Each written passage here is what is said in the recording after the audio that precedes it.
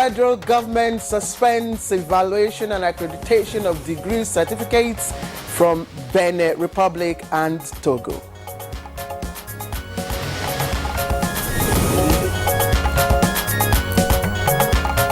Hope on the horizon for cheaper gas as CNG conversion center takes off in Abuja.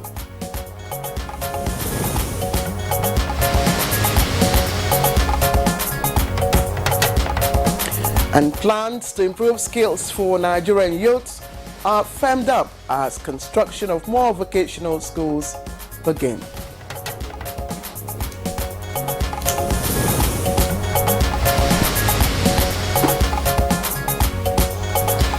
And on Good Morning Nigeria today, our focus is on tackling security challenges in Plateau State.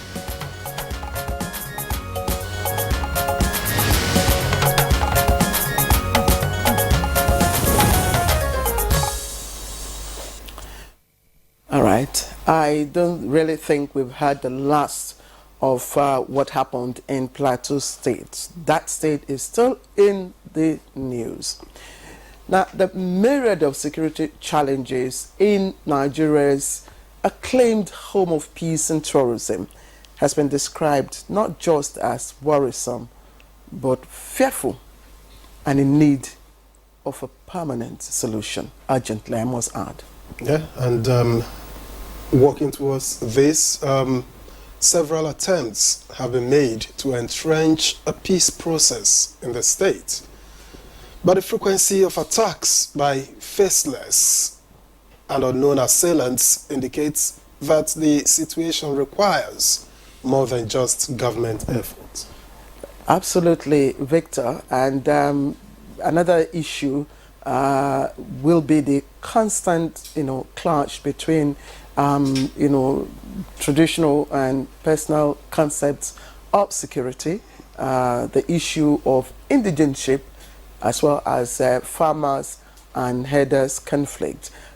These have also been linked to the issues and developments that we're witnessing, not just in Plateau State, but across some of the north-central parts of the country. Yeah, and that's why the state governor has, over time, raised the alarm over utterances of politicians that indirectly fuel the current crisis. Now, the Christmas season attacks in some local government areas have indicated that both federal and neighboring states must agree on solutions to get Plateau State back to its glory days as Nigeria's center for peace and tourism. All right. So, of course, we heard that, I think, was it yesterday, there was another attack in Bokos, and that is another very good reason why we have brought up focus on the situation in Plateau State again. Of course, we started conversation on the matter on Good Morning Nigeria, I think last week. We assembled a panel of security experts. Today on the program, we will also be looking at the situation from different, perspectives. Our guests, have been drawn from those who have been directly or indirectly involved, absolutely, those who should know what is happening, because if you don't know the cause of anything, it will be difficult to prefer a solution. Yeah. So those who probably have an upper hand or upper knowledge in what is instigating the crisis in Plateau will be today. And our focus basically, Victor, is also to see how we can elicit, way out, what can be done in the short, medium and long term to restore Plateau State to its glorious days as the home of peace and tourism. And again, I welcome you very warmly to Good Morning Nigeria, and it's the third day in the new month of January 2024. And by the way, Victor, it is a leap year, and divisible by 4. 1 day extra. 1 day extra. So those who were born in the month of February 29, who have not had the privilege of celebrating as lavishly as they would their birthdays on the 29th of February, they will have the opportunity to do so this year. So if you are one of those, we congratulate you ahead of February. All right, I am Victor, so let me join Claire to welcome you to Good Morning Nigeria. We are transmitting live on the network service of the NTA, of course, here in Abuja. And in the course of the program, Chukwudi Okolie-Ubaja will be here to do the usual review of the newspapers, but that's not before business news. We will also take a peep into the world of sports and some developments around the world. Let's begin now with highlights of the morning news, and Dennis Adegunloye is already seated. Hello, Dennis. Good morning, Victor and Claire. Good morning, Nigerians. Here is the morning news. The federal government has suspended with immediate effect the evaluation and accreditation of degree certificates from Benin and Togo republics. This is sequel to an investigation by an online reporter. The ministry has made this suspension, and this is, as we have said, with immediate effect, and it comes into effect from 2nd of January. A statement from the ministry says this is pending the outcome of an investigation that would involve the Ministry of Foreign Affairs of Nigeria and the two countries. The ministry is responsible for education in both countries, as well as the Departments of State Security Services, the National Youth Service Corps as well. The ministry therefore calls on the general public to support its efforts, show understanding and provide useful information that will assist the committee in finding lasting solution and prevent recurrence. The ministry has also commenced the internal administrative processes to determine the culpability or otherwise of staff for which applicable procedures will be applied.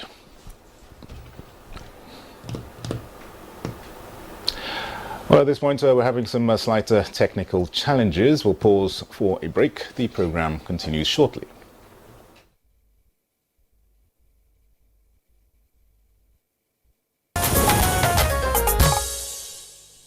Right, welcome you right back, and we now take some business news with Comfort Amodu, our guide. That is being made to turn the Nigerian economy around. In 2023, the federal government took strategic steps to ensure financial stability and reduce inflationary pressure, among other key measures, to check trade volatility and other economic challenges. To bolster the economy in 2024, the government is renewing determination to promote foreign direct investment strategically through public-private partnerships. The president has been, engaging the international investment community, with the same message that, Nigeria is open for business. And the signal that you're sending is that, we have the requisite, environment for foreign direct investment. We need to optimize the assets that the federal government has and rely less on borrowings to fund our fiscal plans. As Nigeria aims to raise oil condensate output to 2.6 million barrels per day by 2026, the Minister of State for Petroleum projects daily production of 2 million barrels of crude oil in the new year, as major oil players commit to investing $13.5 billion in the short term. After President Bola Tinubu met with senior executives of Total Engines, Shell and Exxon Mobil. We were doing about 1 million barrels. Today we are doing about 1.7 inclusive of condensate. So we can fund our budget comfortably. But we can do a lot more. And I'm already engaging them. I'm engaging all the companies about their plan for 2024 so that we can sustain this momentum. In the meantime, The Nigerian Upstream Petroleum Regulatory Commission, in its 2024 to 2026 action plan, is working on directing development of oil assets to areas less prone to theft and vandalism to strengthen the economy long term. In the capital market, stocks advanced by 1,217.11 basis points, indicating a positive market breadth, closing at 75,990.88 basis points compared to the previous day's gain of 0.36%. Global stocks rallied and top government bond yields fell in recent weeks, despite central bankers cautioning against pivot bets, with investors positioning for the Federal Reserve regulating the economy to bring down inflation without triggering a recession in the United States. With Business News, Comfort Amodu. All right, welcome back. If you're watching, this is Good Morning Nigeria, and I thought we owe you an apology for the interruption and the highlights of the morning news. We do apologize for that. We had some technical, just slight technical hitch, and we could not continue. But of course, there'll be the news at 10, and you can catch up with all the major news going on around the country. For now, let's coming up next will be a newspaper review. Just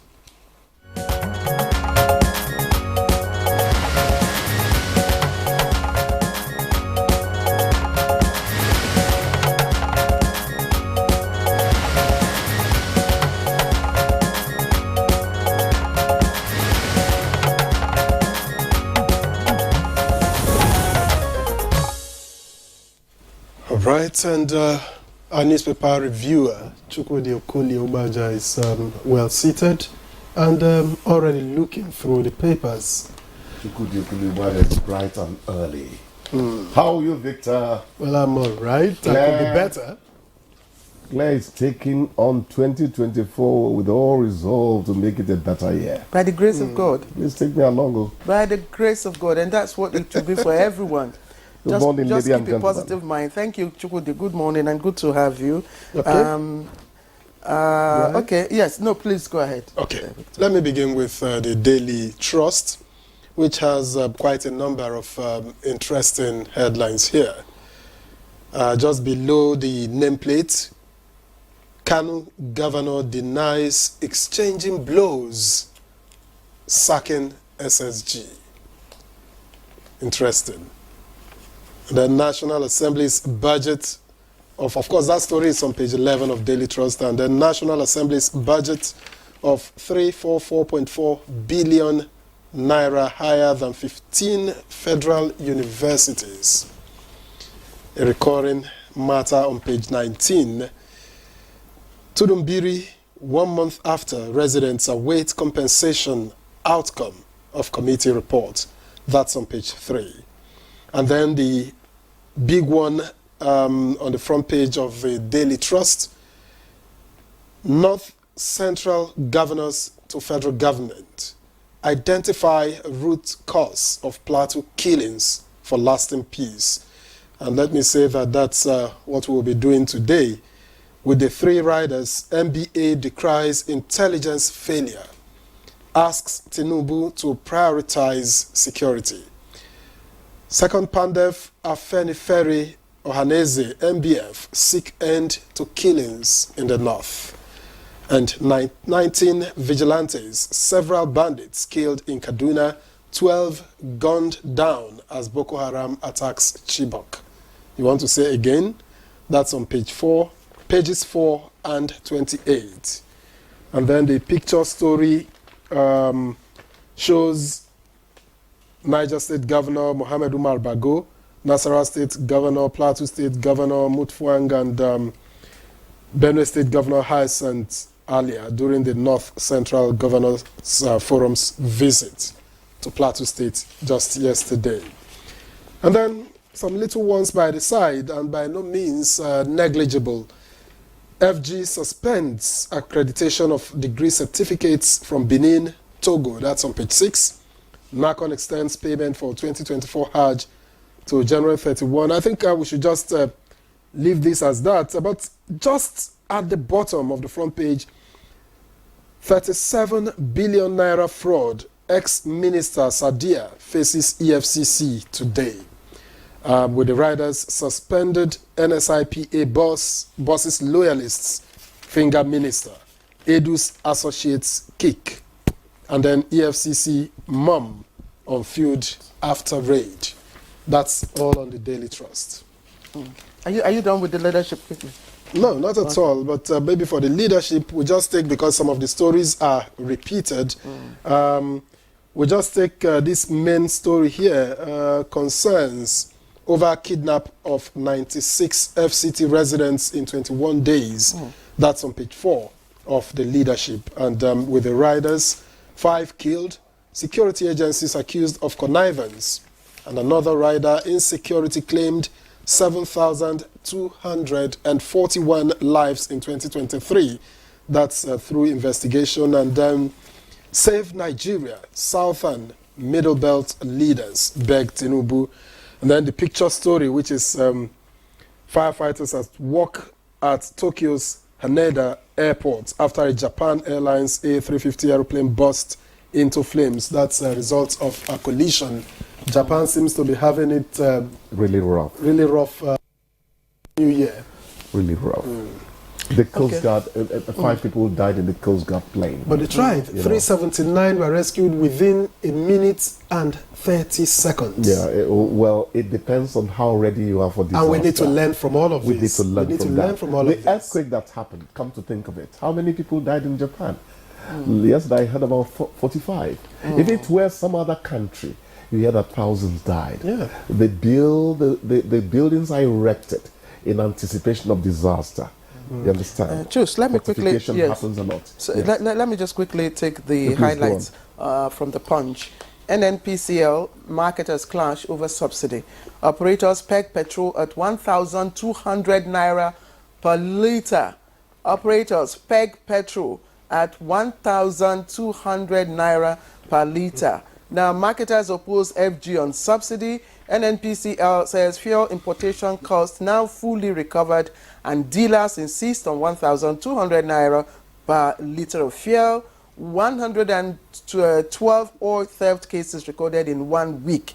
That's the major news story from the Punch, and we've talked about the air collision in Japan and earthquake. Now, Plateau killings similar to Rwanda genocide, not central governors, and also other stories on bandits attack in Nasarawa is also there. Talks ongoing for Kanu's release by Deputy Speaker. It's on page 8. And just above the nameplate, again, the story of the fake degrees and the shutting down of 18 foreign varsity campuses also trending. Beneficiaries protest as banks begin COVID-19 loan recovery, and CBN bars crypto bank account operators from cash withdrawal. Chukwudi, let's quickly now look at the headline. This is scary. The operators, pegging petrol at 1,200 naira per litre, when Nigerians are shouting over 600 and something naira per litre. And that raises the question, is subsidy really gone? Because we can't be talking about pegs. No, if you say subsidy is gone. If you say if subsidy really gone, you are arguing alongside the marketers. They still say government is not telling us the truth about subsidy. It is still there. And government says, no, subsidy has gone. Now, there's such a thing as national interest. If the government decides to tell you this is how it is, sometimes it's managing a situation. You don't now go and begin to talk about things you might not even be able to substantiate. Let's take what the government has said as the truth of it, till you are able to falsify, and then you can stoutly tell government you've not been telling us the truth. You can't cry more than the bereaved. People will ask you, do you know what killed the man then? They take Panadol for another man's headache. We have to know where to call a stop to certain things we say. Now, about 1,200. The question you're going to ask is it an interim measure? And if it's an interim measure, how affordable is it? There are routes in Abuja, I know today, that some taxi drivers say, there's no point putting our taxes on those routes anymore because we are not getting money. We are not breaking even. Some say they take home 1,500 naira at the end of the day. After buying Sometimes, fuel you know. and, all So that. when you're talking, you can price yourself out of the market. You go ahead and patronize yourself after that. There's such a thing as pricing oneself out of one's market. So all that is, please. You know, we really do not have to ask whether subsidy over petrol is gone. There was no provision for subsidy in the 2024 budget. No, Well, what the they are idea saying, is, what they are why are we saying talking is about that pegs? government is secretly subsidizing. Yes, but you see, You know, why are we let's talking not about speculate. pegs? Let's not speculate. Thank you. Let's not market speculate. Let's not speculate. Yes. If What- market government forces says it's will gone, determine it's it, gone. why are we talking about No. pegs? Government No. needs to be responsible enough Yes. to manage information and to manage the policy. Yes, the government says it is gone. In his address, New Year address, the president still emphasized, you know, that was one of the major decisions, decisions he had to make, during his swearing in. Yes. And it is gone. And I mean, President Bola Tinubu is not one. And he it's not said, one. when we got to 6:15, he said it will not go beyond this point. Yes. I can tell you today that NNPC sells fuel at 6:17, You know- which is within where he promised it would not. The other people are doing 6:60. Yes, 6:40. I don't think Keeping I your don't word think the as a president. handstand. People think it's easy. I don't think Please, the president. maybe I is- should stop yes. now. So I don't think people the don't begin to president think it's sycophancy. is a leader. You know? Is someone who would come and say, "Look, the subsidy, I've removed it," and then goes behind, to inject the subsidy in No, in nobody, other areas. nobody has No, but said that's that. it. No, Nobody because has they say said whether that. government is no. What we say is this. Subsidy, Victor. Subsidy is Regulation gone. and deregulation. Subsidy is When gone. you peg prices, that is regulation. Who is pegging? That is what I'm saying. Who is That is pegging? regulation. Who is And this pegging thing has to the be price? fixed. Who is pegging That the is price? regulation. As Victor transformed into an oil marketer. No, you know what? It is the market operators Yeah. that are coming up with this idea of having to peg, Are we petrol. help- Let me helpless let me tell you what I suspect. Please, what I suspect. Yes. Marketers want a higher margin of profit than what Precisely. they are Of getting. course. now. Yes, That is the usual Nigerian attitude. yes, but we have to allow I the told market somebody forces. yesterday, I said, all this corruption you talk about in this country, and you point fingers at government all the time. The truth is that the typical Nigerian perpetrates corruption within their own capacity. Somebody made an observation that the marketers were not happy because fuel was readily available during the festive Oh, yes. Christmas. And I mean, you could buy, it doesn't matter Now how you're much you're talking. buying. 600, in some places we buy at 670. You can drive in and buy. So there was no scarcity, and this did not please the marketers. So they are looking for ways That's to the up point. their profit. Their profit. So, So sometimes it becomes a we against them kind of a scenario.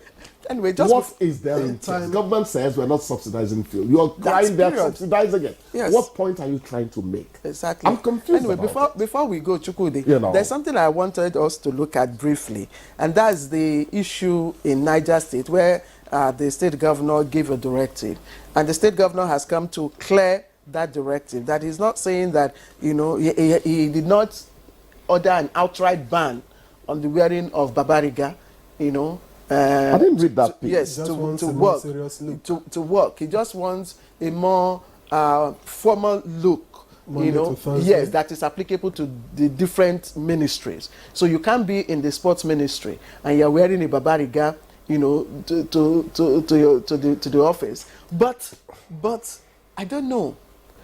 Claire, in Claire, the spirit of nationalism. Claire, drop this your nationalism thing. There is such a thing as being business-like. I'm not against people who wear traditional clothes when they read the news. NTA does it, and they do it well. Right from the time of Tokumbo Ajayi, right from the time of Sene Owo Brown, Razak Lawal, right from Bimbolo Ede's time. It's been the You tradition. always had moderation. But I know other stations where it is one, and you spend all the time looking at No, but the I would, elegance of the gele-gele. or but what I do you would call like that you. thing? See, canopy. I would like you to look at. You understand? This is a picture of You- the governor. Yes. Judy, hold on. This is the picture of the governor Yeah. presenting his budget at the State House of Assembly. That's a simple human being. Is this formal? Oh, what is wrong with it? No, but this is formal. That is quite formal. Well, This is it is quite formal. It's formal enough. It is Has formal. color. Claire, Africa is chasing shadows No, I don't. while I don't, substance is agree. not addressed. I don't agree. I think we need to promote our national identity. Claire. While I agree that in business areas there are certain areas where you need to be formal, I also believe. Okay, let me say this, Claire. Quickly. You see, the producer is when you look at a BBC presenter, that's BBC. You are not aware of what they are wearing, yet you know they're well dressed. No. That's the English. The English. They are concentrating on content. No, it's not. I don't agree. Let's go. Anyway, bye-bye. We'll continue this conversation outside the studios. Outside the studios. Yes. All right. All right. Let's take a break now. We'll be right back. You are watching Good Morning Nigeria on the network service of the NTA. But before we begin today's conversation, which is on the security situation in Plateau State, let's take a background report by Oyeyemi Ajayi. The terrorist attack in Plateau State still remains fresh in the memories of all, especially knowing that more than 150 people were killed. On the lips of many is the prevention of any reoccurrence, not just in that state, but in other parts of the country. The governor of the state had identified the existence of mineral deposits in those areas as the possible reason for the attacks, saying the strategy is to dislocate the people and use the land for mining. Now, so far, the Nigerian military and other security agencies, including the police, are intensifying patrol in troubled communities in the state, and this will remain until permanent peace is restored. The Inspector General of Police, Ayode Egbetokun, said that the police have commenced special operations to tackle the security challenges currently confronting the state. However, some have urged the president to deploy the full force of federal might to end the spate of insecurity, especially in Plateau State, saying peace in the state can no longer be postponed. Aside the expectations from the government, what are the roles of the individuals and the community in quelling the spate of violence?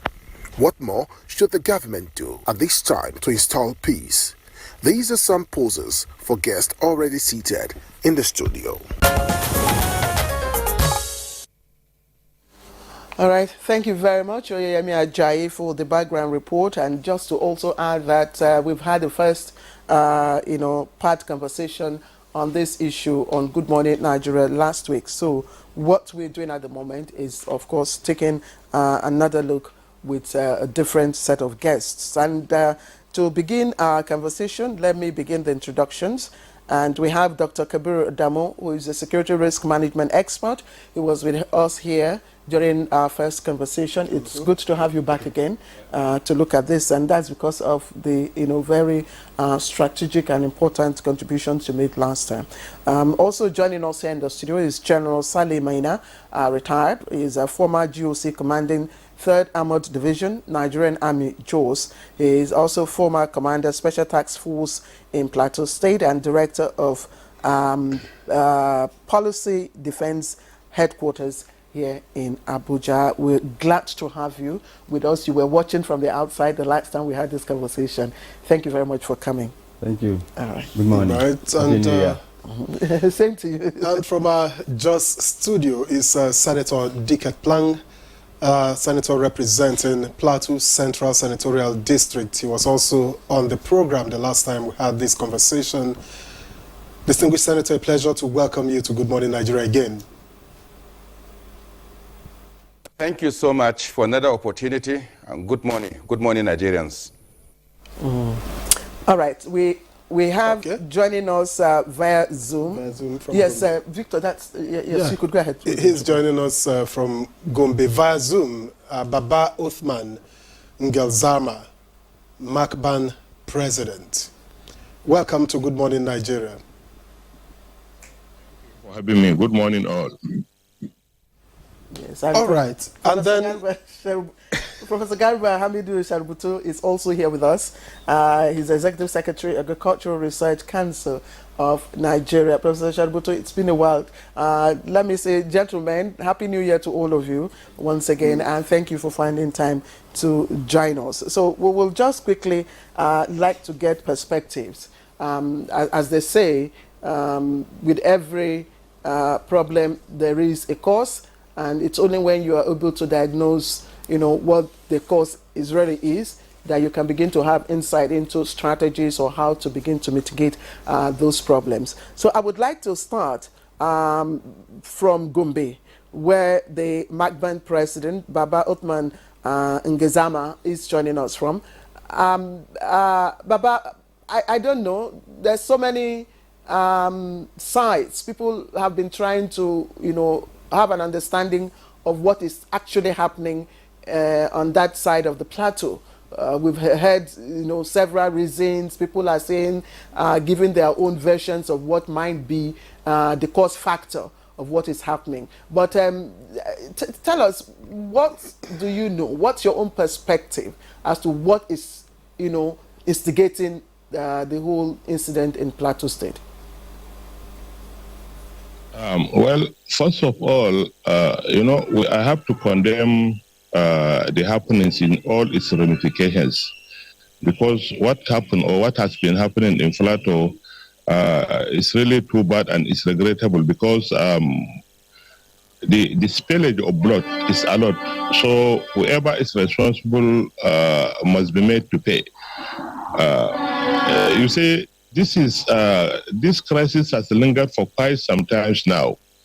If you can reflect back, during the time of Governor Jonajang, we had similar situations, trouble here, trouble there in Plateau State. But immediately when Jonajang left, when Lalong came in, the situation was put under control.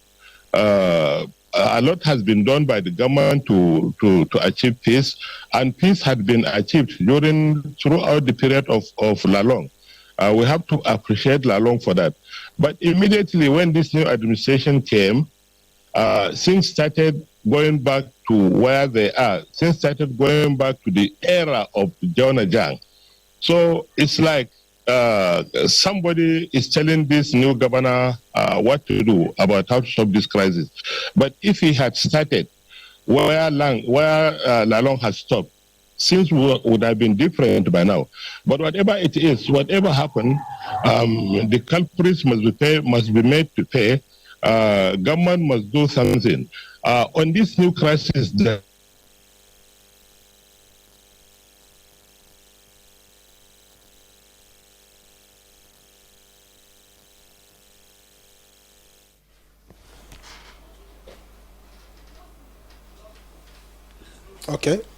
Okay, sorry.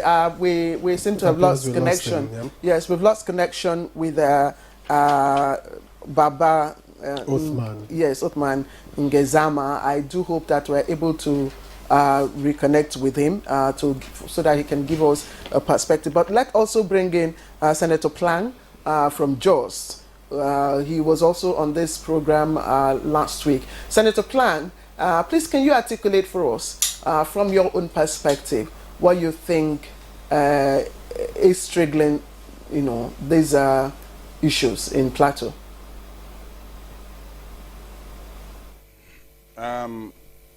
Thank you very much for another opportunity. I sincerely believe that what has been going wrong is wrong.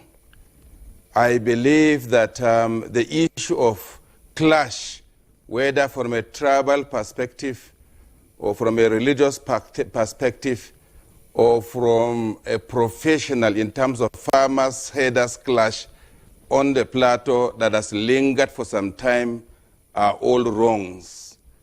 I believe that there is no leader whatsoever that will desire that his citizens are in bloodshed. I believe that it is our duty in its totality and to be on the same page to condemn this inhuman act in its totality and bring it to an end. I know that there is issue of population expansion I know that our population is increasing and there's competition over scarce resources. I know that most of our people are farmers. Even the cattle rearers are farmers. And as population increases and independence and enlightenment increases, there is going to be a clash amongst us. But I also believe that we've lost trust amongst ourselves.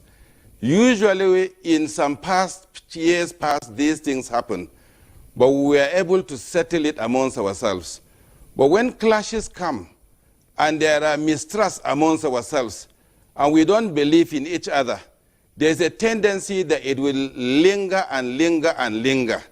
And when you allow crisis to continue in such a way that people go to retaliate, reprisals, I want to tell you, reprisal attacks are one of the worst variables that will bring endlessness to crisis.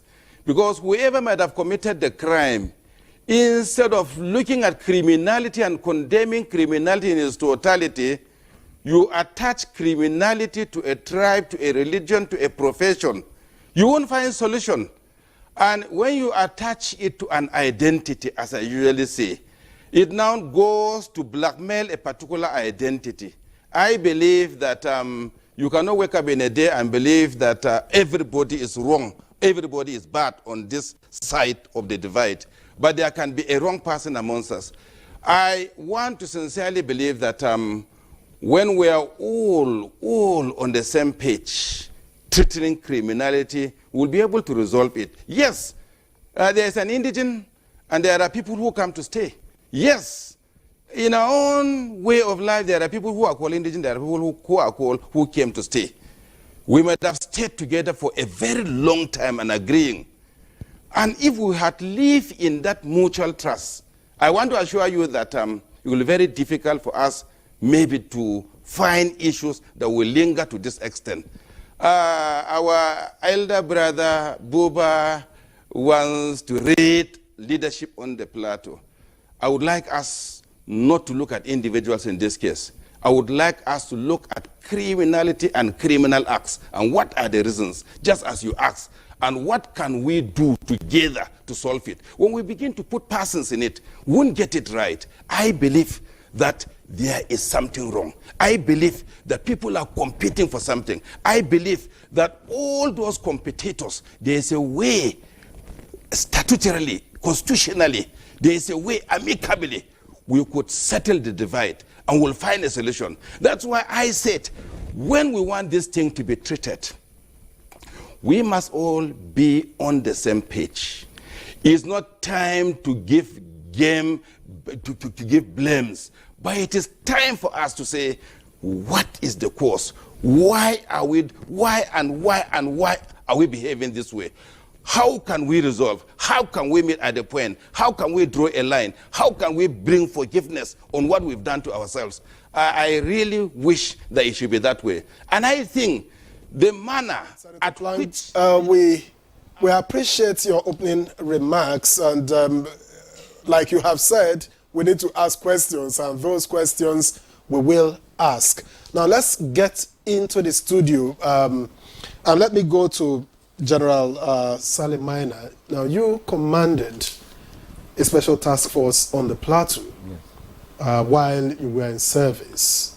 So what is your understanding of what is happening there at this time? Again, good morning, viewers. Happy New Year once again. Conflicts are natural with human beings. And the most important thing will be the management of the, first of all, conflict prevention. And it cannot be prevented, then conflict management. Now, if it is not well managed and nipped in the bud right from the beginning, then and it's allowed to escalate, it becomes more complex. The more complex it is, the more difficult it is to manage. And in conflict or in war, they say the first casualty is the truth. And we're running away from that truth for a very, very long time. Now, from the military perspective, I want us to understand that the responsibility of the military is to manage the situation where first of all, the conflict could not be prevented, and could not be well managed by the Nigeria police force, then the military is invited or ordered to restore law and order to a certain level that the police can now manage. Then the military is supposed to be withdrawn, the police inserted until normalcy is restored. That is how it is. Now, from factual point of view, why this crisis has escalated over decades is because there have not been sincere efforts, in my opinion, and it's a fact. I can give you instances where there's failure by the government to manage the situation, to restore law and order. Now, if you look at, I don't know whether this is the beginning where I will say a certain thing. I don't know the sequence of your... No, just go ahead. Yeah, go ahead. The sequence. The reason why I said failure is that this crisis or tension or conflicts on the plateau have been going on for decades. Yeah, but this is renewed now. No, I understand. The first contributor did say that there was a kind of seizure at some point. It wasn't there, but this is renewed. So what could be responsible? Well, I would not know what could be responsible, but there are farmer settlers, farmer herders crisis. There are people who are in intercommunal conflicts. The senator talked about vengeance, revenge, lack of forgiveness. Now, where something happens, for example, as simple as, I don't know whether you heard of the Guinea Fowl War in Ghana, or you heard what happened to Dangote's trucks in Benue over a lady, food seller and the driver, crisis that escalated to the extent that Dangote lost over 50 trucks. So, if somebody's corpse is found and belongs to a particular group, the other group may be accused of. So there are so many reasons why it can spring up. Yes, but this particular one requires investigation. But General, okay. But before we even get to the point of failure to mitigate and the issue of distrust, what is the causative factor? Because the senator mentioned multiple issues, all encapsulated in what I'll call the struggle for economic survival. Did you also have an understanding of what could be, the factor? What is it that all of these, players are struggling for? No, I wouldn't. I don't. Okay. And what I would say is this: there have been several investigations, there have been several reports. There have been several commissions of inquiry set up by the state government and also the federal government, both commissions of inquiry on administrative and judicial. The reports are there lying fallow. Nobody is going through them. Okay, Professor Chaributu, please give us your in-depth insight. Well, thank you very much, and thank you, viewers. The situation on the plateau is very, very unfortunate, especially for those of us that come from the state, because it is projecting us as if we are people that don't have discipline, we are people that don't cherish human life. This is the basic fact of the whole matter. It's of a disgrace for us in Plateau to say that virtually every year we will sit down and continue to be talking about the same thing. You see, I want to look at it from 4 different perspectives. Okay. Number 1 is the role of traditional rulers. That is virtually non-existent at all on the plateau as far as that crisis is concerned. 2 is the total submission of the role of these traditional rulers to the youth and youth organization, because the issue of land and conflict cannot be settled by the youth because of the sentiment attached to some of these issues. And that's the more reason why everybody will wake up and give his own perspective. Somebody will tell you that the Sultan wants to take over the land. Another person will say this governor wants to sell the land. And so this is the ill effect of the traditional rulers not actually having full control of what is happening. The third issue, to my interpretation, it seems as if there is a sense of pride of ownership associated with the rotation of governance. Minus the period of Lalong that Ngazargamo spoke about, which of course we had relative peace, you find out that the Birom Fulani crisis was more escalated when a Birom was governor. Now today we have come back to another zone. So there is this sense of ownership of the governance, and so the youth want to see whoever is the governor as their own and want to take total control of the state. Now, General mentioned something which is very, very serious, and which is the fourth perspective. Until you make it a point of duty to bring people to book, all these things will not be settled. Because, you see, the youth seem to have taken over because they believe that nothing has been done to one or two persons. Perhaps it may need a public trial of some of these people, because we need to appease the youth for them to say, okay, our leaders are really working. So these are the four perspectives that I want us to look at, because all these things we are mentioning have been mentioned 10, 20 years ago. Please, can you recap those four perspectives? Yes. The role of the traditional rulers, on how they are incapacitated from taking action on land and conflict matters. The second is the emergence of youth organizations. Now, every organization now, if you look at it on the plateau, they say these are Gemai youth, these are Moravoli youth, these are Okos youth, these are this. And they see it as their own responsibility to control what is happening on their own land. And we know that, like I said, age and experience is a very, very good factor in order to do this. Your traditional ruler will come and say, look, wait, we are going to handle it. But if the traditional ruler is incapacitated, what is he going to do? And then the issue of punitive measures, as far as, you know, the crisis is concerned. You set up an inquiry, we are on top of this situation.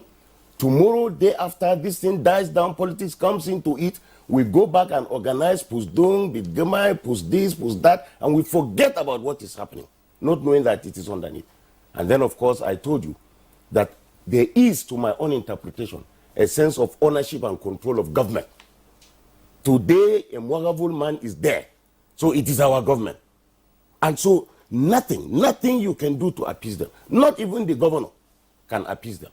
Then tomorrow is a bureau man. But let me say this.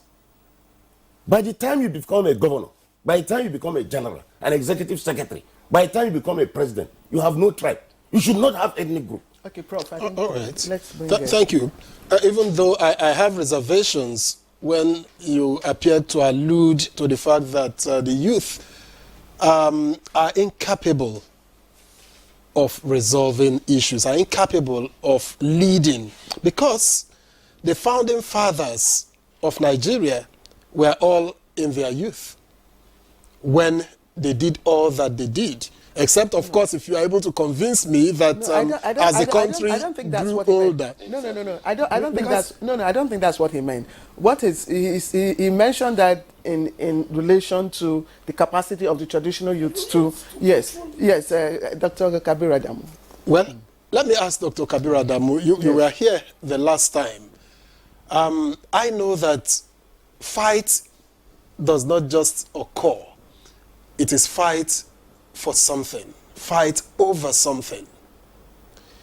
In this case, there have been allusions here and there. Some have talked about land, some have talked about even superiority, some have talked about grazing field, and some have talked about possible fight over mineral resources. And this is something that in parts of the country where you have managed to find solid minerals, there is no peace. What could it be particularly? Is it a combination of factors here? Thank you very much. And let me start by wishing us all a happy new year, and for thanking you once again for highlighting this unfortunate situation. The previous speakers before me were quite emphatic in their condemnation, just like we did when we spoke a week ago or thereabout. Unfortunately, and I think this is the saddest part that we need to emphasize, this current cycle that we're discussing started from around 22nd, 23rd, and today is the 3rd of January. As far as I know, and please correct me if I'm wrong, the security agencies are yet to present persons they have arrested and to indicate to the world that this is the process for the prosecution of those persons that have been arrested. So I think it's very important that we start from that. It captures everything that has been said before. The failure of the criminal justice system to arrest and to identify offenders, irrespective of their identity. A lot of discussions have been held around identity. And I think it's absolutely important that we emphasize that point. If the criminal justice system, both the traditional one and then the court system, is unable to identify, for whatever reasons, and I can discuss those reasons, political reasons as an example, identity reasons, and I think the professor spoke about the fact that youths are active. But why are the youths active? And I think from a risk management perspective, I'm more bothered about that. We tend to forget that the process for the determination of the governorship of that state has not been concluded. That process is still ongoing. And as a judge, imagine wearing the toga of a judge at the moment and you are to take a decision on Plateau State in the current circumstances. Just put yourself in that situation. Whatever way you go, there will be consequences. Now, what if someone is actively influencing those youths in order to determine the outcome of that process? Now, that's food for thought for us. But with regards to your question, there are certain elements on ground that make the situation in Plateau. I don't want to go into the simplistic narration that speaks about minerals. Plateau State has always been blessed with minerals, always. From time immemorial, when the state was created, tin was there, and columbite was there. So this issue of now trying to allude it to the mineral deposit, it's a possibility. I'm not ruling it out, but I don't want us to, just discuss that narrative in isolation. No, but the number one element is the failure of the criminal justice system to identify and to arrest offenders, irrespective of their identity. And I think there is enough evidence and facts to buttress that. Number two is the issue of proliferations of small arms and light weapons. The carnage that we saw in the Plateau could not have been possible if there were no small arms and light weapons in circulation. And enough evidence have come out from highly respected persons. I'm not an active law enforcement agent, so I can't, say whether they're true or not. But some of the evidence, for the purposes of our discussion, that is coming out that was different from previous instances or incidents is the fact that those weapons were domiciled in the community, that the actors did not come with them to carry out the attack. They were already domiciled inside the community. So it tells us a couple of things. First off, the community itself could have either inadvertently or advertently participated. Because, weapons are deposited somewhere. If they are within the community, I've heard this from a state government official, I've heard it from a serving senator, I've heard it from a military officer serving.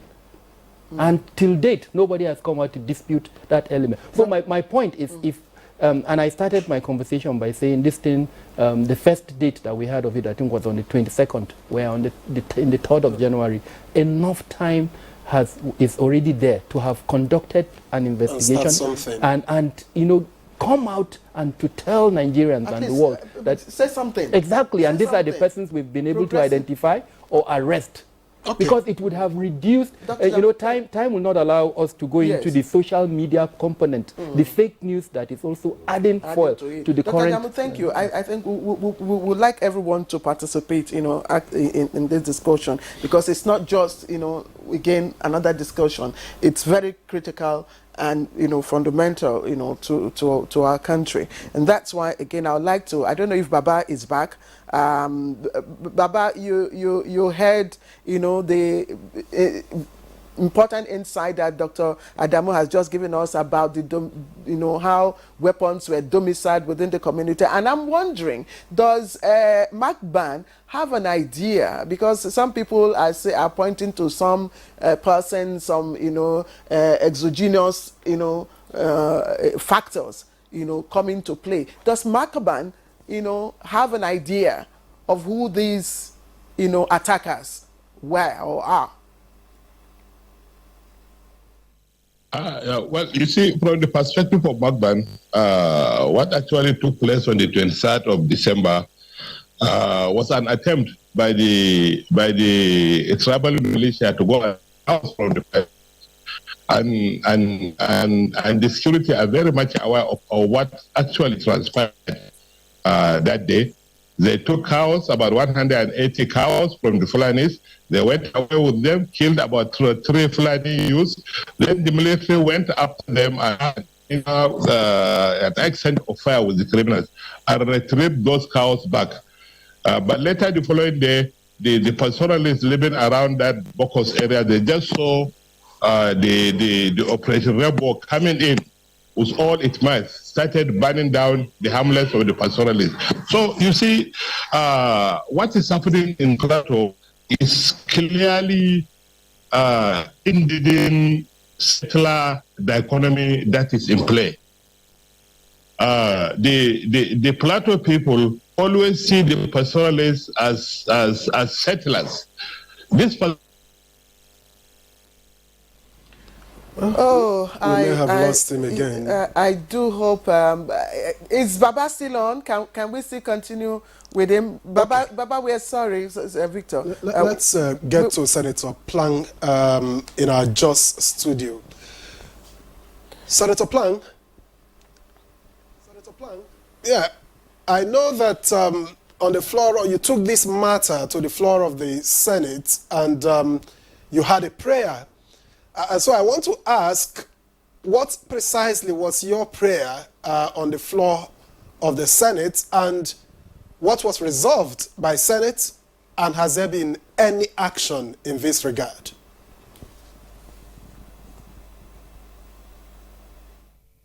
I thank the Senate. I thank my colleagues in the Senate from both regions, all the regions of Nigeria in the Senate. My motion was highly supported by my colleagues, my senior colleagues in the Senate. Our resolutions and my prayers were that we should all take a minute silent in remembrance of those who lost their life, which was agreed and done. My another prayer was that there should be an immediate palliative, and also not just palliative, but some sort of building materials to be supplied to victims to enable them return back instead of keeping IDPs, so that they should go back to their sites.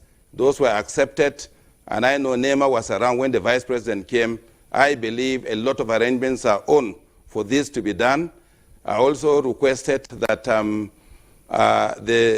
Minister of the Chief of Defense Staff and the service chiefs should create more, establish more military or mopoles, checkpoints on the flashpoints, because there are, when this criminality takes place, there are entries and people where people come in and go out freely, and all those were one in Generate in Mangu, another one the completion of the mobile barrack that was going on by the previous administration, which is almost through, that it should quickly be completed so that it would checkmate and safeguard the boundaries where we have flashpoints. Those ones were agreed upon. We also said that there should be more synergy between the armed forces and the security forces, so that we will be able to have, I don't know the language, but what I'm saying is that information gathering and acting on information, we have to improve on that. When there is an alert or a report or an idea that something is going to happen, we must act. Because sometimes all the rumors, when they say something is going to happen, it later on happen. So we need to believe in it. And we also agreed that the service chiefs that were confirmed by us and we're appropriating, can they come back and tell us where things are wrong? But I think all the prayers I said, I'm not in position to name them one by one, but I think that but the prayers were all agreed upon. And I have seen a lot of reactions by all the... I was looking for resolutions in line with prosecution, delivering on justice, and trying to ensure that this never occurs again. Was there anything like that on the floor of the Senate?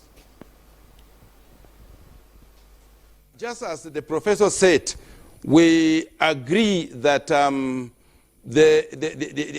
of the prayers too was that the role of traditional rulers should be more in our constitution, that we should resolve to give traditional rulers statutory or constitutional role, because at the end of the day, they can't settle issues among themselves. And it was agreed upon. So I know that in the next constitutional amendment, I do know that with our agreement, there will definitely be more role thrown to the traditional rulers who are there.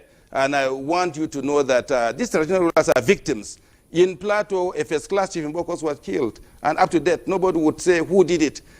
Several kidnappings of the Sumpiam, the second-class rulers, was done successfully. Village heads are kidnapped in the similar vein. I believe that we've gone wrong. Both sides of the divide have gone wrong. If we say here and giving judgment on the media, we will not get it right. All sides are wrong. Will there be forgiveness? Can there be understanding? Where is it itching both identities? How can we resolve? I think it's very important. Our judgments here, our defense here will not be enough. But I think we should be on the same page, just as we are, condemning the issue, and then asking, where have we gone wrong to each other? How can we forgive each other? The past have been bad. Both innocent persons have lost their life. Innocent persons have become victims. Can we try to create an avenue to see to it that where it pains us, where we are inflicting injury on each other, can we resolve to forgive each other and live once more again? I want to say, you are talking about... Senator Plank, precisely why we are having this conversation. Senator Plank, thank you. Precisely why we are having this conversation. And Baba mentioned a very strong factor, indigenous-settler dichotomy. And I'm wondering how, do we go about settling, addressing that dichotomy that has been a sore factor in all of these crises. General Maynard. Well, it will require the weakness of the traditional rulers, as exposed by the Prof. We have to go back to kind of empower them, and I'm happy that there's a committee that was set up by, I think it's led by Emir of Lafia, to give some constitutional rules to traditional rulers. And if that's done, that will give them more confidence to do their jobs properly. Because right now, there's no role for them in the constitution, and a lot of sacking of emirs and so on and so forth, all are affecting their confidence to play their roles. If we recall in those days, when we were much, much younger, there's lots of traditional rulers had lots of powers, and there are lots of vigilance by individuals. When someone comes to an area, a visitor, a stranger, the ward head and all the traditional rulers are informed, and everybody is vigilant, and every small incident is reported and goes up the line to security, through the traditional rulers to the security agencies when something is about to happen.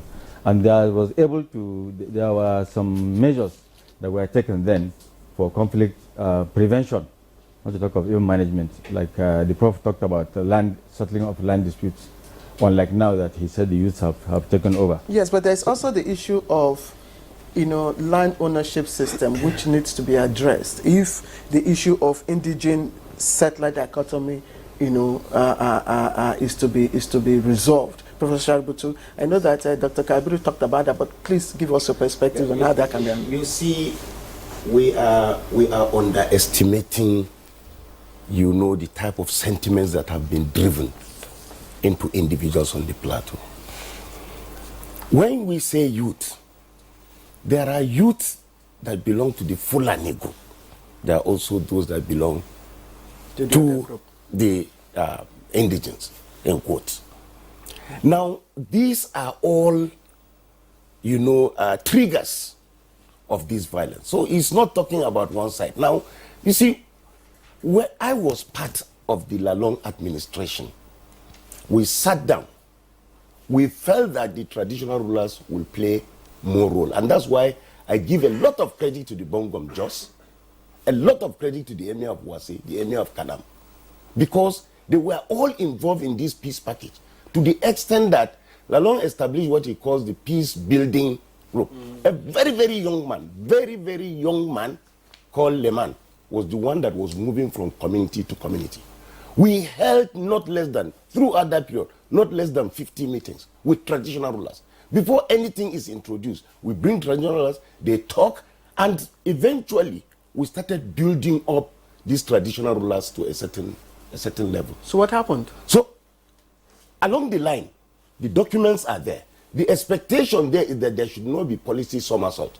Where you come in and say, look, this building group should not be there because it was set up by so person, or the documents that we actually produced and kept should have actually been used in order to move forward, because the present governor can also come with his own idea and build on what is happening. This peace building group, the board that was set up, I remember that Governor El-Rufai came to Plateau State and studied what we did because of the conflict that was also affecting him. And because there is no policy somersault there, you can see that we have relative peace in that part of the world. But our own, we seem to be going back to where we are coming from. So there is a need for us to actually dust those documents, bring back the peace building group, and then try to see what we can do. The interfaith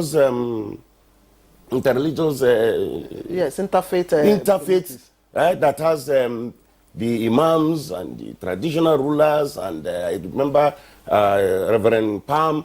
All these people came together and they were moving from community to community trying to preach peace. We have to go back to that so that everybody will know that Jos, Plateau, Shendam, Lantang belong to all of us, and let us try to see what we can do to build it up. Dr. Kabiru, in addition. All I can say is three words: diversity, inclusion, and equity. This is the cardinal principle of a good leadership, and I think this is what Professor spoke about. And the visible ramification of that was quite glaring under the Lalong.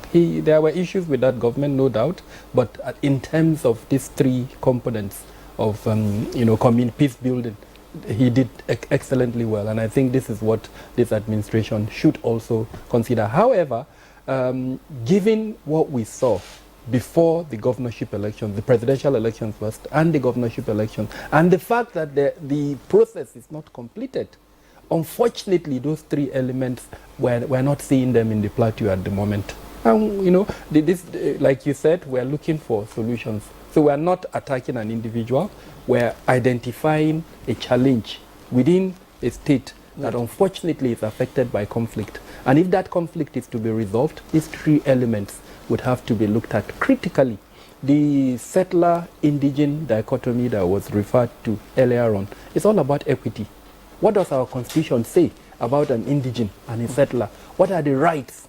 Why is it that in Lagos, as an example, someone from Delta State can run for member House of Rep? Yes. Go and try that in Plateau State, or in Sokoto State, or in Kano State, as an example. So those are issues that the political leadership in those states, unfortunately, have created, and they are now seeing the consequence of it. And for them to reverse it, they need to study. There are, theoretical studies that have been conducted on these three principles. I think every leader in Nigeria who wants to promote peace, just like Lalong has attempted to do, should. The professor has given instances, platforms, that I know personally I have engaged with.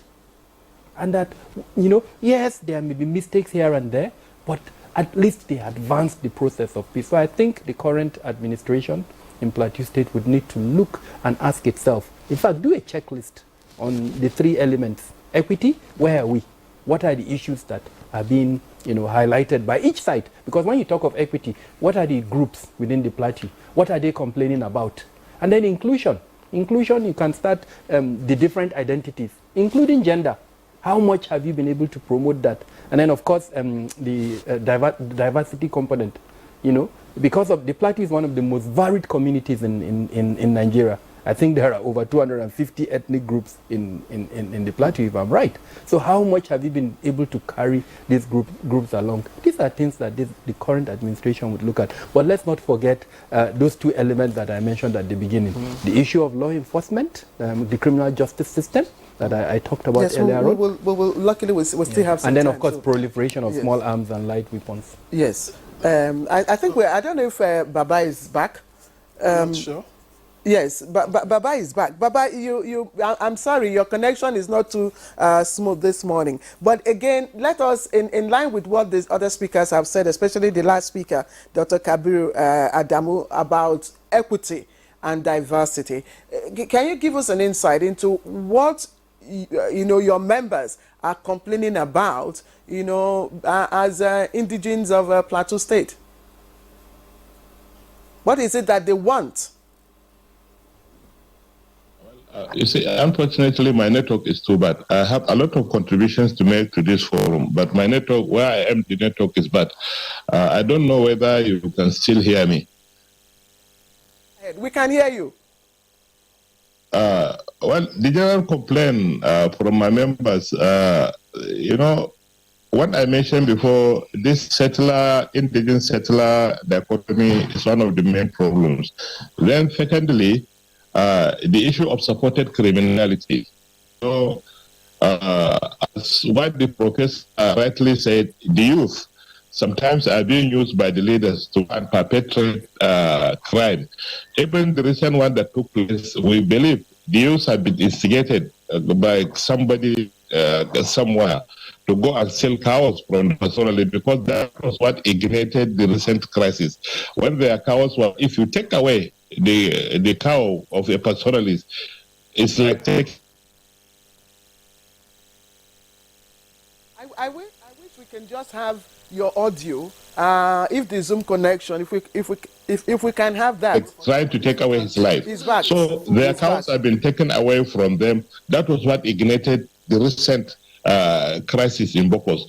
But even before that, similar crisis took place in Mongu just recently. Even before this one, the 11th and 12th, similar crisis also took place in communities of Mairana, Kantoma, Maitumbi, and the rest. The beauty of it, the security, the military in particular, are aware of everything, because whatever happens, my members used to report to the security for escalating. So even this one that took place has been reported to the security. It was the security that went after the cow wrestlers and fight with them and retrieve the cows back. Then later, the Rainbow, the Operation Rainbow, came into action to go and ban the hamlets of the pastoralists. So that was what ignited. So you see, whenever these things happens and we allow the country to go unpunished, this is what is always the problem. Wherever they are, they should be apprehended and punished appropriately. But when we leave them to go back to their communities as heroes, it's just like telling the other youth to also participate in similar crimes. So you see, crimes are not punished in this country. And securities sometimes are also playing the agenda of governors. They don't look at things the way they are. Securities are supposed to look at things objectively, look at them going in with the intention of implementing somebody's intention. So this has been the problem always. This is the complaint of my members.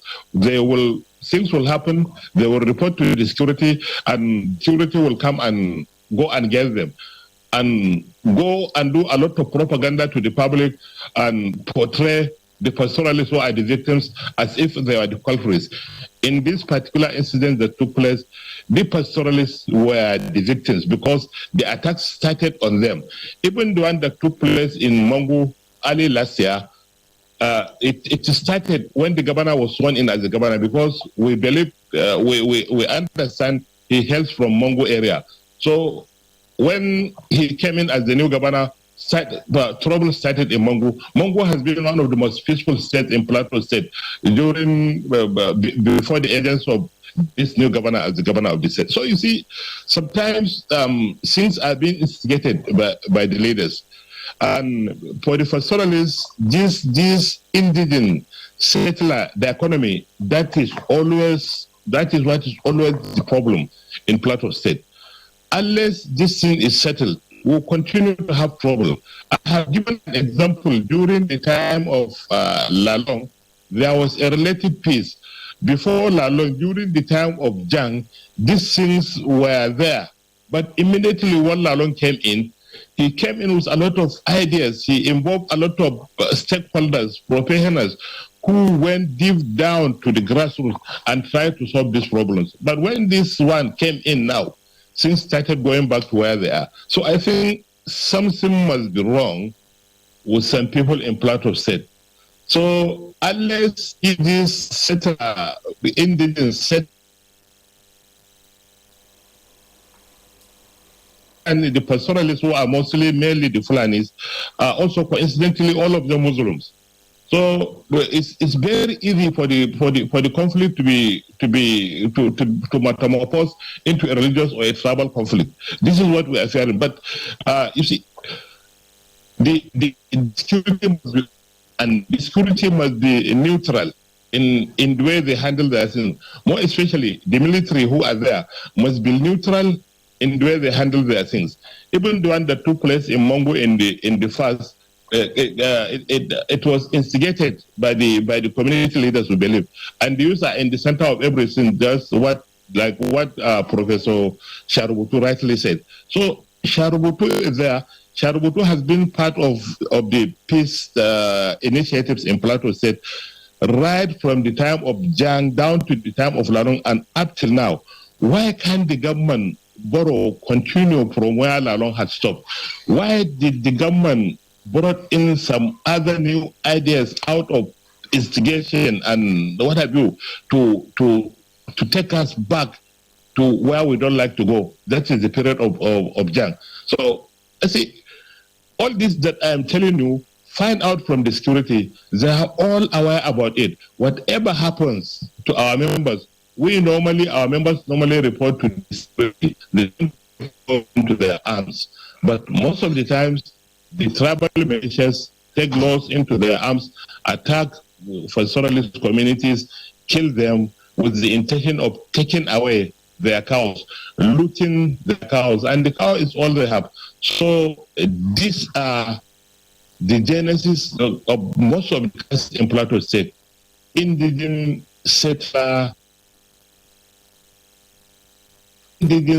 economy is about taking away the Fulanis out of Plateau State. What they don't understand, the Fulanis are part and parcel of Plateau State because they are indigenous of Plateau State. They were there just like every settler there in Plateau State. So understanding is what is required.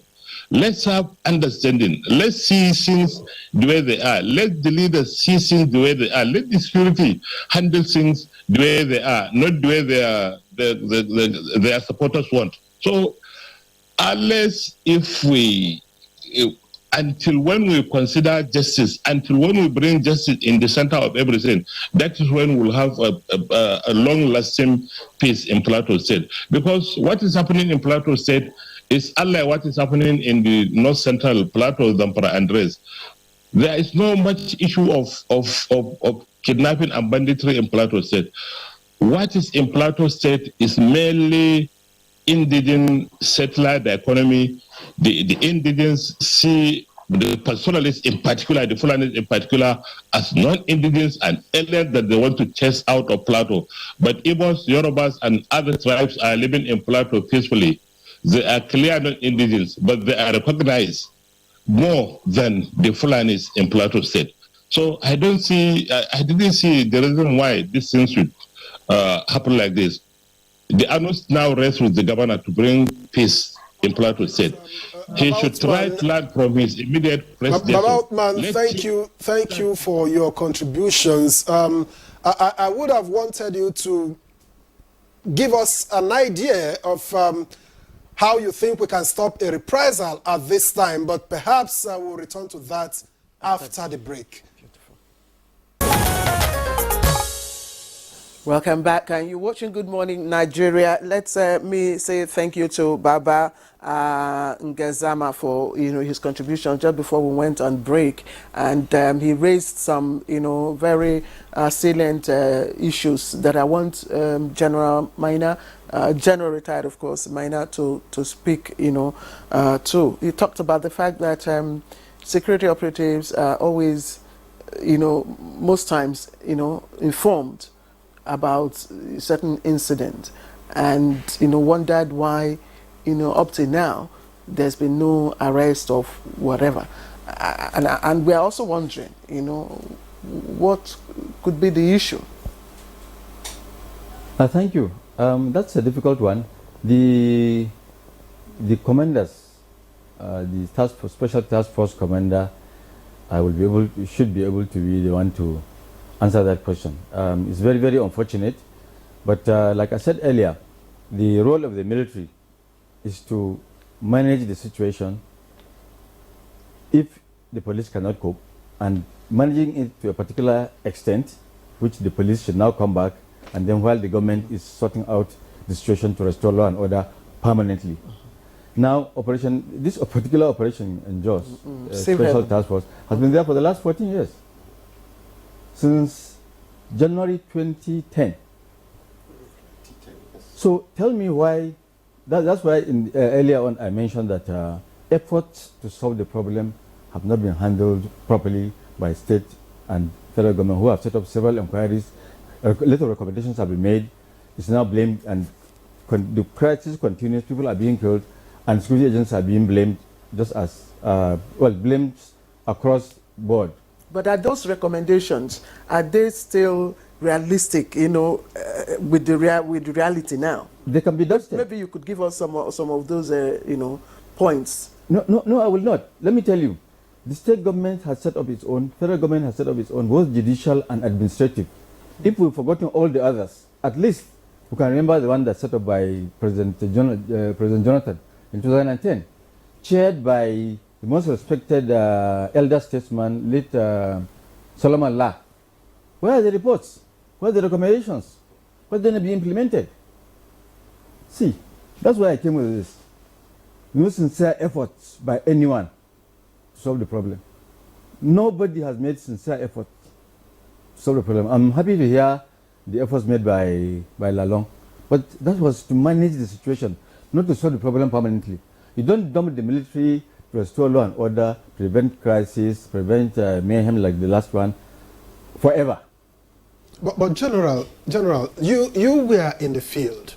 You commanded the Special Task Force. Now, I know that when you intervene like this, you don't just deal with the situation. You also look at the issues around it and make recommendations, right? So this issue is unlikely to be different from the ones that have happened through the years. So what sort of recommendations did you make when you were there, given that the situations is the same place, it's the same situation? The recommendations we made were in line with the content of the committee set up by President Jonathan, chaired by Solomon La, which I said, which I'm not supposed to make public. But it went to the grassroots. It went to the... Look, the first recorded incident was 1923 on the Plateau. 1923. And like I said, nobody has come out sincerely to look at the issues. No president, no governor has really sat down to look at the reports and recommendations and carry them out. Now, you are talking about whether they're in line with the current situation. They can be dusted. Nigeria is overwhelmed with experts, security experts, that will look at these reports, look at the current situation, update it, and make recommendations. And I can give you lots of names. There are several directors of military intelligence of the Army, Navy, Air Force. There are several directors of operations of the SSS. There are Colonel Okosun Francis is wasting away there.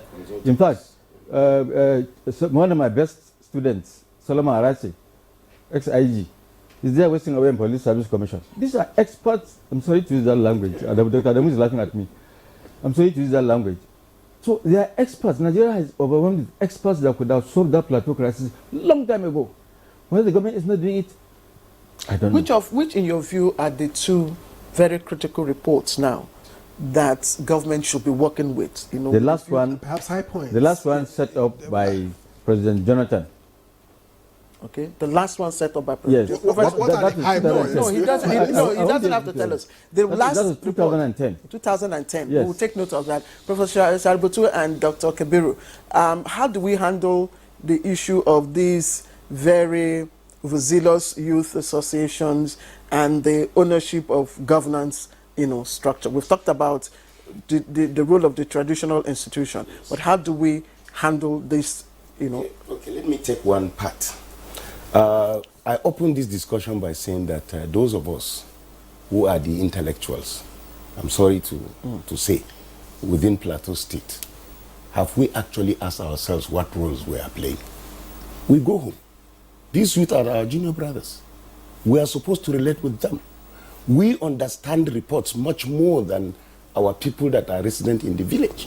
To what extent have the elites within Plateau State actually taken this responsibility to get down to the grassroots? Each and every one of us comes from a community, from a village.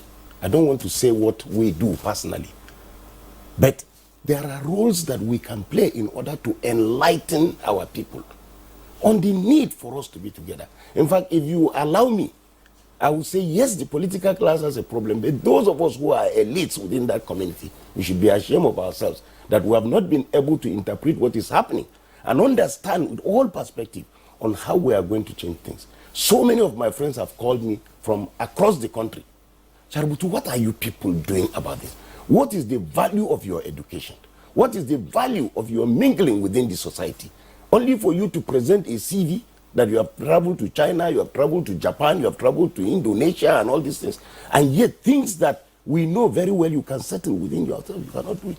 So I want to hinge it on the fact that there is a need for us, not just to go home during Salah or during Christmas, but that once in a while, there must be a way we are supposed to synergize, bring ourselves together and say, hey, enough is enough. On the youths, because you talked about those youths. Yeah, of course. How do we curtail their excesses? You see, let me tell you, do you know that each and every politician has a youth group?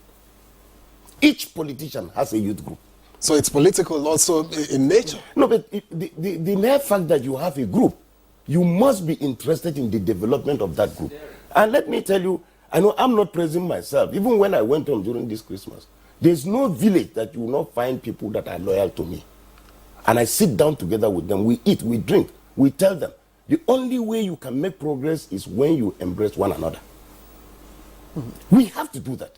So you don't just form groups because you want political leadership and they'll say, to hell with anybody, this man comes. No.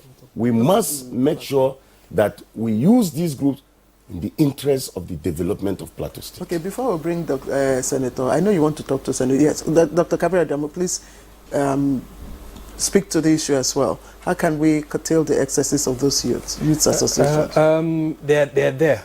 Let's not kid ourselves. The youth groups are there, and they're being actively used as influence outcomes. In other words, the politicians who either create them or in some instances fund them are doing it with an intention to determine the outcome of certain political processes. And so how do we reduce. Regulate or. We can't regulate it, unfortunately, because they're there, and there is no law banning any form of association, freedom of association. So they continue to be there. I think, number one, the politicians need to look at themselves in the mirror and ask themselves. I've said this before, you can decide as a politician to be a local champion, or decide as a politician to have nationalistic or even global aspirations. It's your choice. If you remain as a local champion and continue the divisive tendencies, then we would continue to have what we have in the Plateau. The balance of terror is a theory. I'm sure the professor will probably talk more about that. But that is what we have in the Plateau state. Each ethnic militia, I prefer using that than even youth groups. Each ethnic militia is armed, either physically or emotionally or psychologically, in order to achieve a process. So back to how do we reduce the influence? The politicians, the political class. And in this instance, I think the political parties have to play a role. And tied to that is the role of our security agencies. I don't like doing this, but I have to say it. The role of the National Security Advisor, the ability to, you and I don't have that ability to hear what is happening in terms of gathering intelligence. And the evidence that you would invite somebody to a room and say, look, based on the intelligence I have, this and this and this is what I know has been playing out. And if you don't stop it, this is what and what will be done. And if that doesn't happen, the law enforcement should take its course. I'd arrest that person, present that evidence in a competent court of jurisdiction, and prosecute him, irrespective of his ethnic or religious identity. It's just like what happened recently, where the young reporter went undercover and uncovered, the huge fraud. So, and I'm happy that we have a senator. In the last discussion we had, I actually put him on the spot, and I'm going to put him on the spot again. Well, let me help you. They've got legislative instruments. Everything we are discussing here is in the realm of the executive arm of government. But the oversight function that the parliament, both at the state level and at the federal level, can play in this matter is absolutely important. And I'm even surprised, the senator has not, looked at it from the perspective of arms proliferation. How these arms, these youths are armed. And like you said, the weapons were domiciled within the community. Ninth Assembly. There was an attempt to create a commission on small arms and light weapons. Till date, it has not. That commission has not been created. Yes. So it's another. All right. Let's get to Senator Plan in Plateau. He's in our Just studio. A lot of issues have been laid at the feet of politicians. One of which you are. People have linked it to those who work for politicians. People have linked it to supporters of politicians, those who are loyal to them, those who listen to them. And these are the same people, from different camps and loyal to different people who perpetrate this act. So what is the political class in Plateau doing? You've heard Dr. Kabir Adam also talk about the commission. I think I'm aware of that, the commission which was to deal with proliferation of light weapons and small arms, which has not taken off. Are you considering this to see how you can bring an end not only to the crisis in Plateau, but other parts of the country where we have similar issues? The role of politicians here. Thank you for this opportunity once more. I want to thank Dr. Kabiru for his very logical presentation. I also want to thank the former GOC Third Armor Division for bringing a lot of experiences. And you would hear the former GOC telling you that since 1923, these things were there. And a lot of reports are on ground to be executed.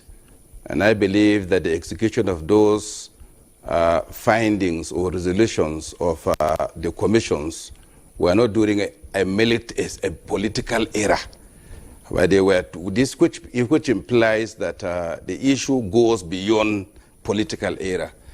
I wouldn't want it to be looked like politicians, but I want it to be looked like political issues. because even in the military area, there are political issues.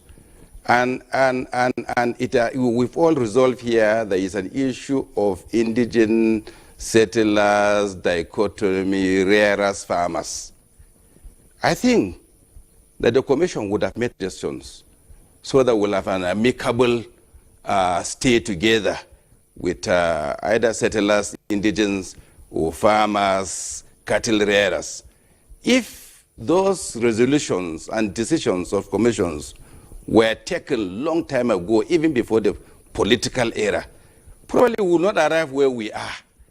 But when decisions are resolved and met, but not executed, they will continue to metaphors into different issues. And I also want us to know that in every community, there are stakeholders, just as Professor has said. And these stakeholders in each of the communities, the person people look onto, must not necessarily be a politician, but someone who provides for that community. Professor Shaributu, I'm sure he's a local champion within his community. And whenever he goes, some people come around, he solves problems, he gives them one thing or the other, and they listen to him. He may not necessarily be putting a poster. You come to my village, maybe one rich man who is a miner, and that's a lot of money. He dictates what happens in that community. I believe that this issue goes beyond just politicians.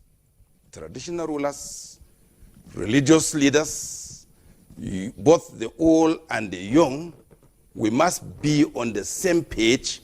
We will strive more if there is peace amongst us. So I wish that this should be done. Yeah, it has been said. What happened to when a crisis took place in a village and those that have gone to camp cannot return because their villages are already occupied? What happens?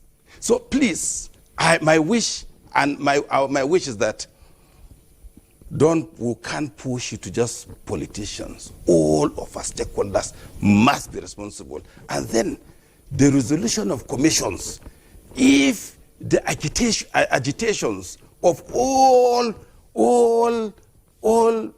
participants in the issues, the settlers are complaining they don't have enough places, their cattle are obstructed when grazing, they need more freedom to graze. Then the farmer is saying, okay, my garden, please, when you are grazing, don't touch my garden. And we all agree, and everybody lives by that. We will not be where we are. Now, somebody spoke that there are places where weapons are kept. There's only pick and then execute and come back and put back. That leads to investigation. It now throws, it goes back to the security to do investigation and find out where these are kept. And when you find where they are kept, execution. So what am I saying, sir? All of us are concerned. I am very, very, very much in support of a constitutional amendment that will give more powers to our traditional rulers. It's one of the reasons we met. I agree about in the village. I knew when there is a clash between a farmer and a cattle settler, they appear either before or the Jangali man, Jangali Fulani leader, or they appear before the community leader. And it is resolved. And some fines are made and it is paid and we resume back peacefully. But nowadays, no traditional ruler can call you and say he wants to punish you because you went wrong. They would say, you don't have constitutional right. It has to be a policeman. But if you have constitutional powers given to the traditional rulers who stay close to the people, I'm sure most of these things will be settled. I agree. Oversight function. Yeah. If the National Assembly, if the legislators who appropriate funds, who listen to the executive, who provides them by way of appropriation of funds and to enable them meet their targets. Senator Plank, thank you. We just have a few minutes now to wind down, and I'd just like for each of our guests here in the studio to quickly, in less than 60 seconds, just let us know. General Maina has talked about the implementation of the last report, the 2010 recommendations of that report. We've also talked about the need to mop up excess weapons, and the need for probably the National Assembly, to move for the establishment of that center into a commission. But for now, what needs to be done such that we achieve a deterrent, no escalation on both sides? What do we need to see, to be done? Well, thank you. Very quickly, a political will from the Commander-in-Chief. He's the leader, he's the box stops on the he has shown right now, with respect to what has happened. Yes. Yes, And what then- can be done now? yes. Is it to bring the perpetrators to book, or to what? Definitely. Like Dr. Adamu said, arrest of the perpetrators and proper investigation, quick trial, prosecution for everybody to see. If you recall, in time of Jang, when Jonah Jang, when he was governor of Plateau, he has been complaining that people will get arrested and they're sent to Abuja, and that's the end of story. So Okay. people should be prosecuted for everybody to. Okay, I'm sorry, you see. don't have much time. Just in 30 seconds, please. Yeah, just for those of us who are the intellectuals within our community, please let us make sure that we do more to settle. I'll be proud to say that in the Kurwe Shandam Kwande axis, there will not be crisis because of the role I play. Similarly, there shouldn't be in Lantang, there shouldn't be in this place just because. All right, thank you. Let me play the devil's advocate. The president issued a clear directive. He condemned the killings, and then he told the security agencies. So the devil's advocate role I want to play is were there tasking orders that were generated as a result of that presidential directive? There are two key platforms within the presidential system that would have played that role: the office of the SGF and the office of the National Security Advisor. Have they generated tasking orders to the various law enforcement agencies specifying in clear terms, go after the perpetrators, arrest them, gather the evidence, and then prosecute them? If that hasn't been done, then we should do it immediately.